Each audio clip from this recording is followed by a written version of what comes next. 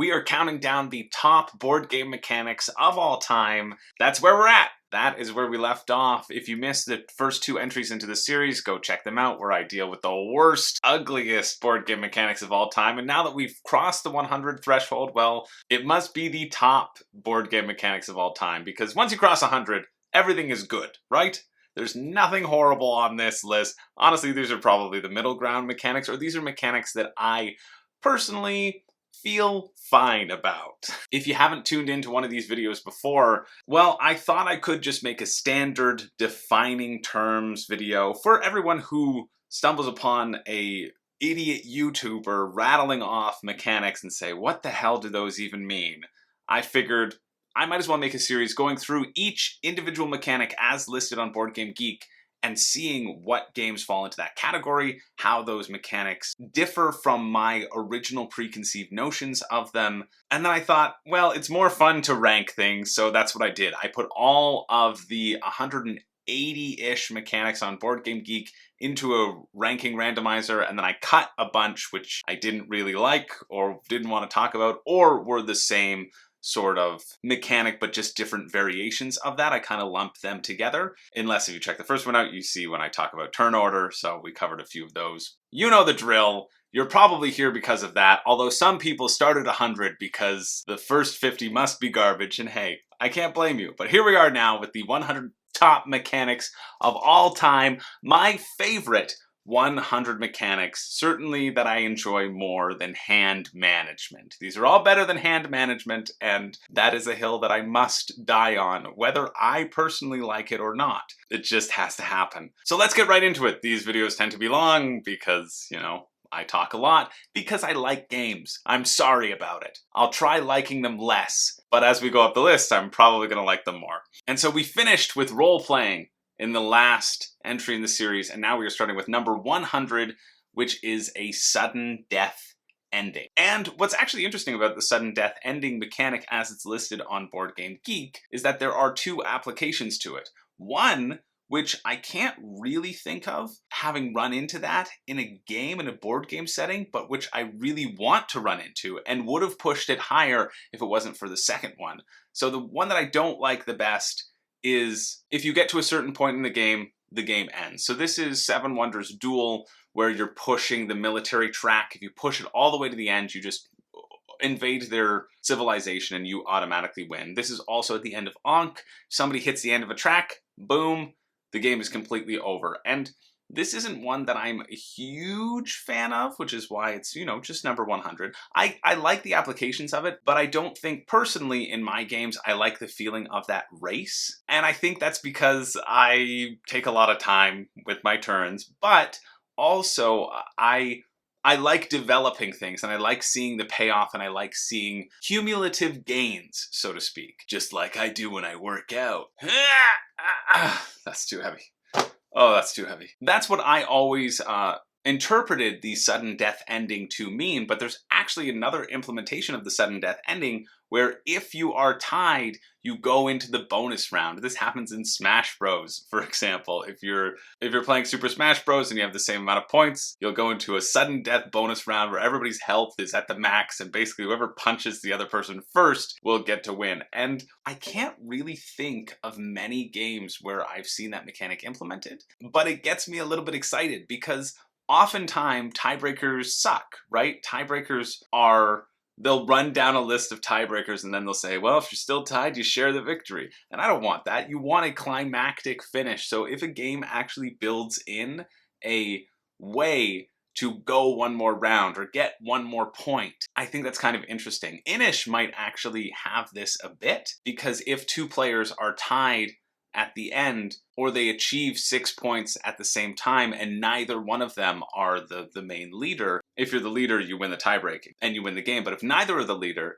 neither of them win and you get to continue on playing. And you must play for an additional round. And I think those sorts of possibilities are really interesting. And I think I would love to see them implemented in more games. That extra round, that little mini game that you have to play that actually has some meaning and purpose in the game. That kind of sounds exciting to me. So that's my number 100, a sudden death ending. And why I like going through this list and going through these mechanics, and why I think it's kind of a cool exercise, is because if you can articulate what aspects of a game you enjoy, then when you're searching for new games with a similar feel to something that you already like, you have the language and the terminology to define that and to also search for that. So then if you start using this common language that you've now built up over your entrenchment into the hobby, you'll be able to easier define for you what you enjoy, and then that'll help you seek out new games as well. So that's kind of cool. So number 99 in terms of mechanics, and this made it into the top 100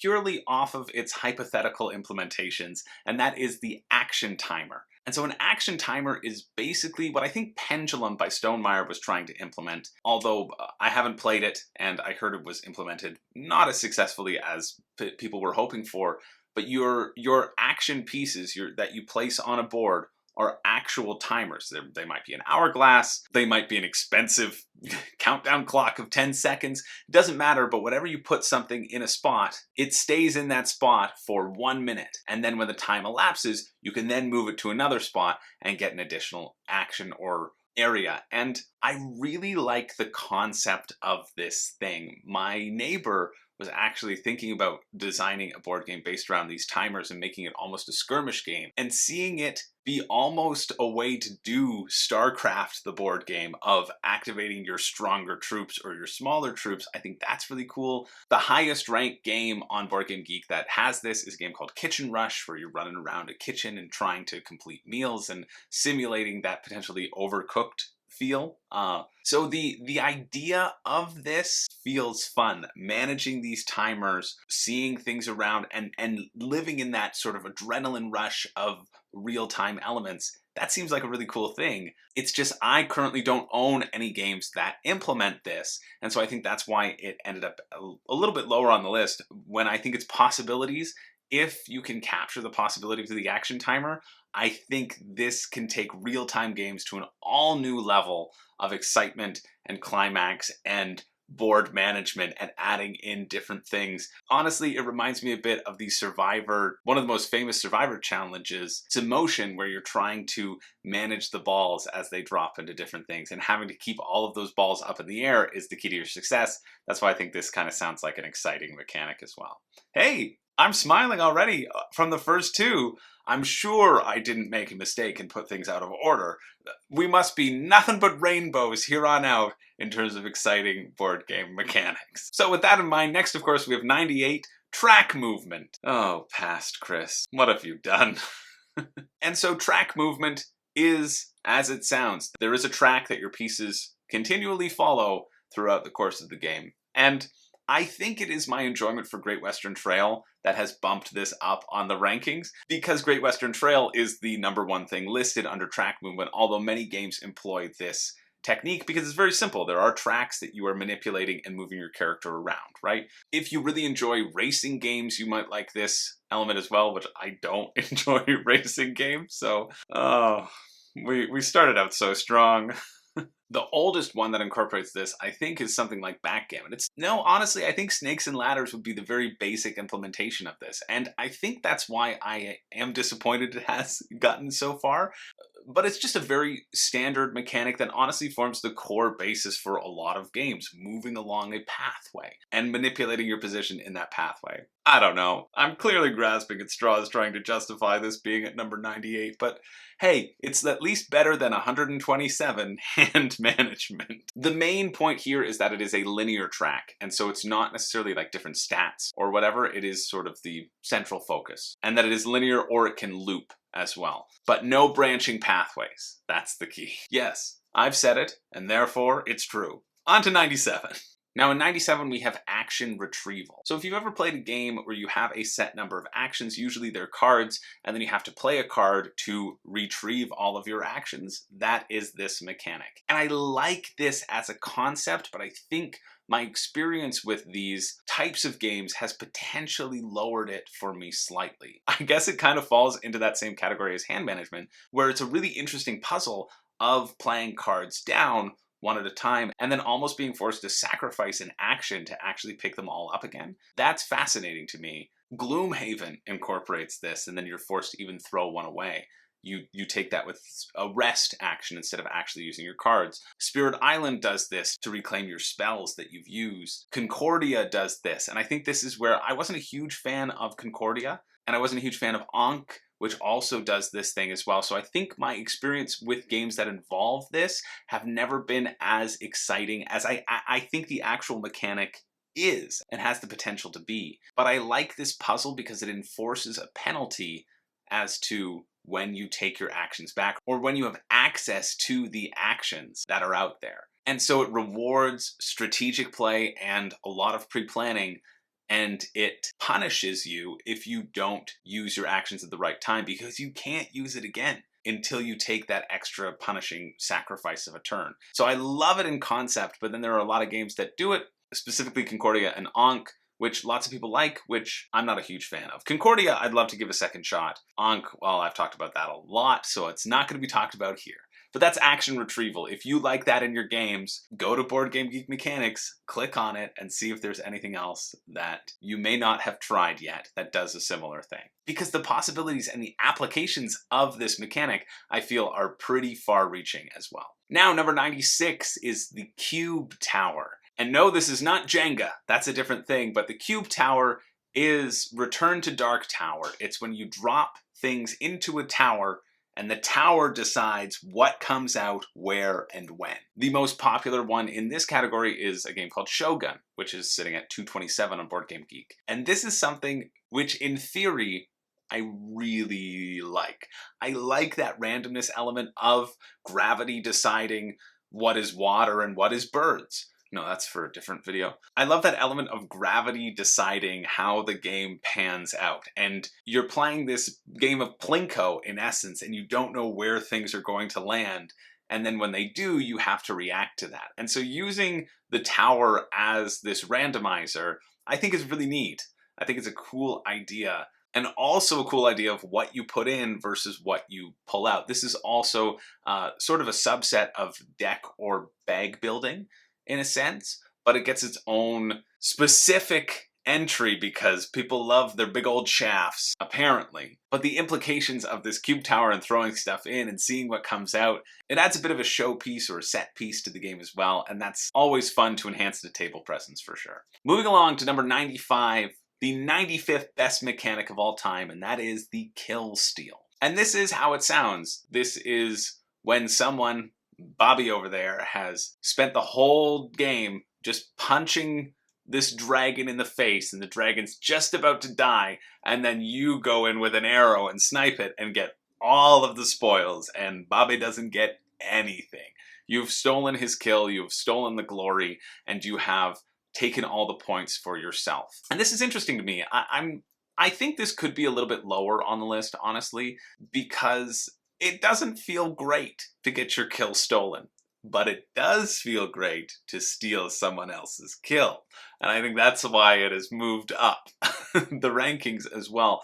Lords of Hellas has a little bit of this. If you're dealing damage to the monsters, you'll be putting cubes on their body parts, and then someone can go in and kill the final monster and kind of claim that monster as their own trophy. Although it's not listed as a mechanic on Board Game Geek for Lords of Hellas, it is, however, listed for Ankh, because you are collectively moving this track to the end of the track, but it's only the person who pushes it to the end gets that benefit. So it doesn't have to be specifically to a monster, but the monster application and the stealing the kill of that way is probably the easiest way to understand this mechanic and to remember what it means. I've never really had trouble remembering this one, but if you didn't know what a kill steal is, that's what it is. And if you're interested in these things, the number one on that one is Eclipse. Apparently has kill steal in it, which I've never played it, so you'll have to let me know down below what the application of that one is. This is a fun video series. I take so long in between filming these. I'm gonna film another one, and that'll come out real soon. Maybe even the next video, who knows? We'll see how much I'm able to get done. But yeah, that is the kill steal mechanic, clocking in at my personal 95. Now clocking in at number 94 is the slide or push mechanic. And this is literally, you are sliding a piece across the table, and if it hits something and it's still going, well then you get to push it in that direction. So this is used, the top rated game that has it is Mechs vs. Minions, also Hive. In Hive, you are manipulating your pieces, and if they run into things, I think they actually stop in Hive. So it's more just the slide half because you were sliding things around the table, but that's how you deal with the ants in Hive. They must slide and they must be completely connected, and if they cannot get in, they can't push themselves in there, and so they must stop, and that's how you determine how their movement does stop as well. And this is a really interesting application to a game, and I think that's again why it's high, because of the possibilities. Honestly, a lot of these are things that I see a lot of possibility for, but they haven't yet proven themselves to me as very exciting. But I think the slide push one is exciting if you like abstract games. If you like those sort of tactical games where you are manipulating a board and trying to gain area advantage, I think the slide push would be interesting, and you'll probably find it in a lot of abstract chess style games. But what I like in particular about the idea of this mechanic is that it cannot leave the table. It's that it must stay on the board, and by creating that restraint around it and forcing it to stay on the board as it moves and slides around and either pushes things out of its way or doesn't, I like that it gives this really spatial, tactile element to the game that potentially doesn't exist in any other mechanic. I mean, like, sure, dexterity, there's always going to be tactile, but the spatial system that it creates and the spatial thinking and spatial awareness skills that you have to develop in order to, I'm just thinking particularly in Hive right now, in order to slide without leaving the board or pushing things off, or Kabuto Sumo probably has this as well. You could define Kabuto Sumo as that, as you slide and push things into a bundle of stuff and they get pushed off of the edge. I like the spatial applications. I think there's something about that spatial action that's just fun. And so that's why it did beat out all the other mechanics that it did and hits up at number 94. Now, number 93 is called a score and reset game. And the easiest way to think about this is that you will play a round, you'll score it, and then you'll reset the board to a neutral state. That's it. It's very much in the title, score and reset. And so the number one game listed is Pax Pamir. Then we have Res Arcana, then we have Jaipur, then we have Love Letter. This is a mechanic that I often associate with card games. You're going to deal out a hand, you're going to play that hand, maybe score the points. If it's bridge, if it's hearts, if it's screw your neighbor, if it's wizard, if it's whatever, you'll record the point tally, or you'll be given a token like Love Letter or Jaipur to say, hey, you won that game, and then you'll reset, reshuffle, and play another round. And I think this is up here because I believe it is an integral mechanic to card games. I'm a little more wary of it in a board game state, because again, I like those cumulative gains. So dumb. But I like how things can escalate, and I like a game starting out not simple and then getting more and more complex. But I also see the benefit of it, because in a card game, yeah, this is what makes the most sense. You're going to play the game as it is and play multiple rounds and see who wins and see the score being tallied over the course of that game. And if this didn't exist as a mechanic, all card games would cease to exist, or they would be incredibly less interesting. So even though it's not really like that interesting as a mechanic, I think I see it as necessary. So I think that's why it lands here in the top 100 mechanics of all time. Now, next up at 92, we have Take That, the infamous Take That mechanic. And I know for a lot of people, this might be your 150th mechanic. This is a mechanic that people despise, but I also love the game Unfair, so that's why it gets a bump into the top 100. I think there are applications of Take That which makes sense, but first let's define it. Take That is any element of play where you will target another player and directly hinder them. Either stealing points from them, stealing cards from them, blowing up their cards. Even Terraforming Mars has this in the Raiders card, and it makes you steal money from another player. That's the Take That element. People often find Take That elements to be mean, but I think for a lot of games, they are an integral and strategic aspect, because sometimes, especially in two-player situations, in larger groups, you won't see that many Take That plays, because in a larger group, if I am attacking one player, that means I am sacrificing my turn to hinder that player and thereby boosting the other two players. I'll probably never use a take that mechanic unless someone is overtly in the lead and I'm the only person who can stop them, because I'd rather just make my opponents do it. But in a two-player game, I think there's an interesting decision of either to build yourself up or to tear the other person down, and to have both options can provide drastically different experiences. And I think that's exciting, because that's exciting for the replayability.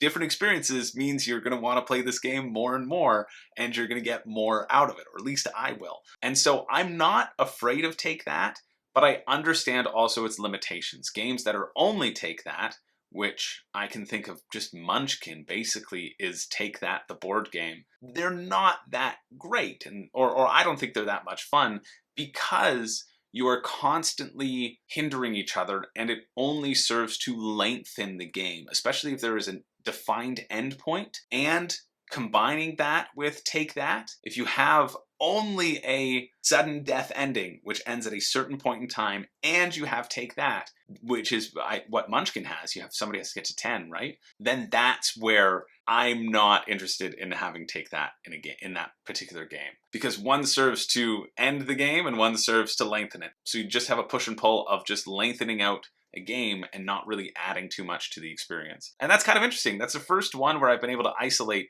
two mechanics that I think don't work together. I like to hypothesize about which mechanics you can combine and think about for a game, and which mechanics are supplementary mechanics versus ones that can hold a game on their own. And often in these lower tiers, you'll find more supplementary mechanics, because we associate the larger mechanics that can hold their own in a game and have vast reaching implementations, or at least I do, again, as the way to play a particular game. Right? So they're naturally going to be a bit higher, or at least they will be on my list. But I think it might be equally valid knowing what you dislike, or knowing which mechanics don't work that well together, or that you've already figured out don't work that well together because of the mechanics themselves, and stay away. I now know if I see sudden death ending and Take That, I'm walking away from that game, because that's bottom tier. And then number 91 is constrained bidding. And I think we've talked about bidding a little bit, or we will in the future, one or the other.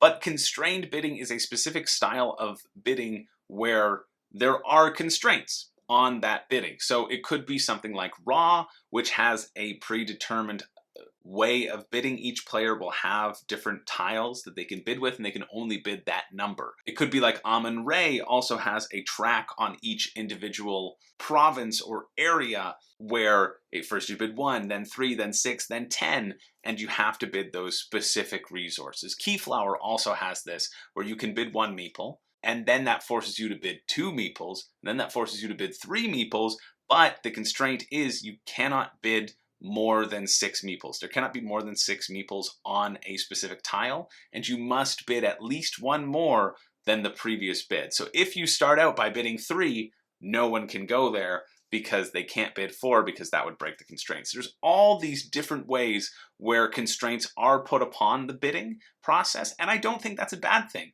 I think it is a deliberate thing often by the designer, and you may not like it, or I may not like it, or we both may not like it, because we're angry that we can't bid the way we want, but I still think that makes part of the game fun, and that is part of the puzzle that we want to explore. And so having constrained bidding, as long as it is purposeful and not just willy-nilly, I think adds another element of decision-making to the game, and I like finding different elements of decision-making in my games as well. Another great example that they give in the Board Game Geek is High Society, where you're bidding cards, and there's money on those cards, but if you've already bid a card that has $3 on it, and you only have $3 more in your hand, you must bid that additional $3. You can't bid $5, let's say, for example. And this also happens in Biblios as well, where you get gold cards, and you can bid on things in the auction phase with your gold cards, but you must pay either the exact change or more than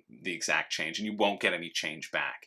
And even those little constraints make the bidding process interesting, because it makes the risk of purchasing something different potentially for all players, or something that you can manipulate to your advantage. And I think that's just a really wonderful and exciting thing. So there we go. That's 100 to 91. I'm going to cut the video here. I'm sorry it's a bit of a shorter video. Well, it's not. And then I'll put out 90 to 81 on Friday as the next video. I just have a limited amount of time to film this week and right now, and I don't think I'm going to be able to do 40, so I'm just going to do 20. And I promise to keep on going with the series because, gosh, I'm having a lot of fun just thinking about the hypothetical implications, and so I hope you are too. I hope this was interesting and informative, and be sure to tune in a couple of days to get the second half of this video, which I'm going to film right now. I'll be in the same shirt. I'm just going to withhold it from you just to be a naughty bad boy, and also because I've got to edit it and you know, make it look all nice, which takes a bit of time, so that's also more the reason as well. Anyway, thanks so much for watching. I'm not even gonna end it with my typical ending because, you know what, I don't have a catchphrase, and oh, there it is, and also because part 2 is coming real soon. See ya.